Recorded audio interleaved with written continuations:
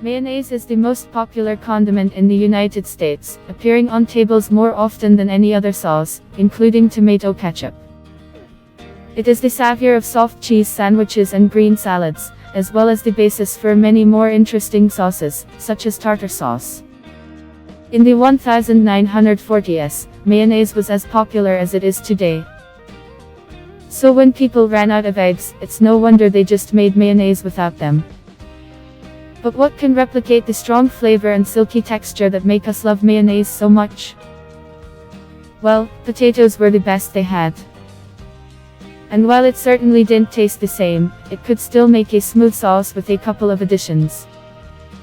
They needed oil and fat. Some people used vegetable oil if they could get it, but national margarine, oil change, was their only option a lot of the time.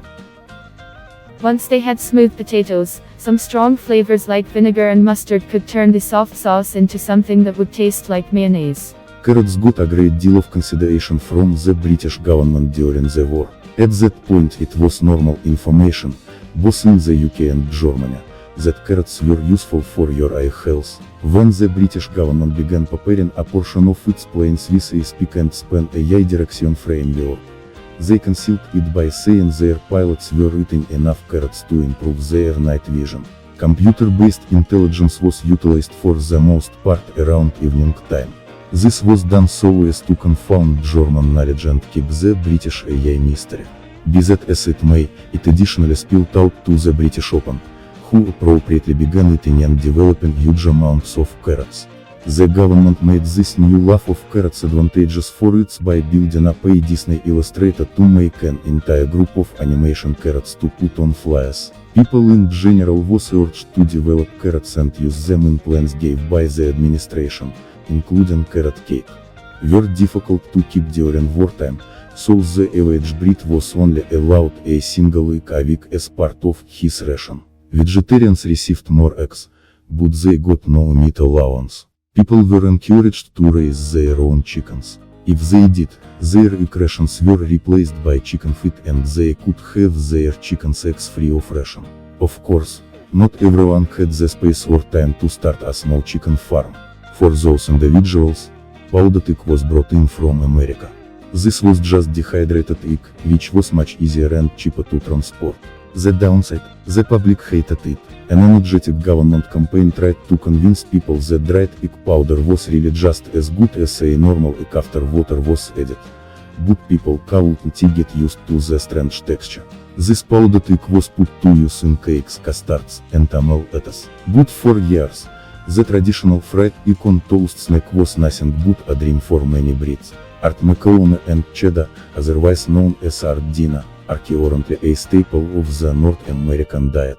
In the 1940s it was a significant meal for a normal American or Canadian family. Despite its wartime achievements, Kraft Dinner was really created to help society during the incomparable depression, when people needed unhealthy food for as little money as could reasonably be expected.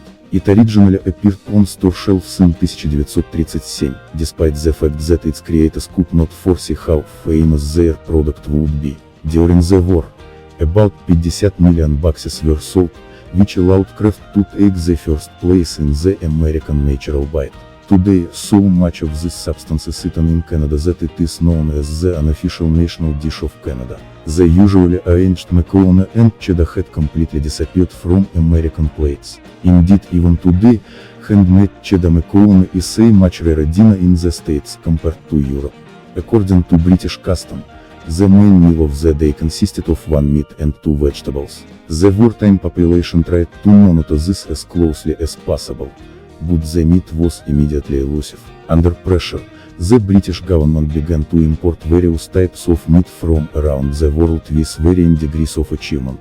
Some of them, like corned beef, were barely seasoned. Others, similar to snook, a type of snake mackerel from South Africa, were generally avoided, as they were simply too unusual for the British sense of taste. Whatever the case, one of the meat products, canned ham from the Ascot spam, eventually becomes famous. Spam, of course, was not comparable to the new meat, but it was satisfying and delicious, according to the principles of replacement.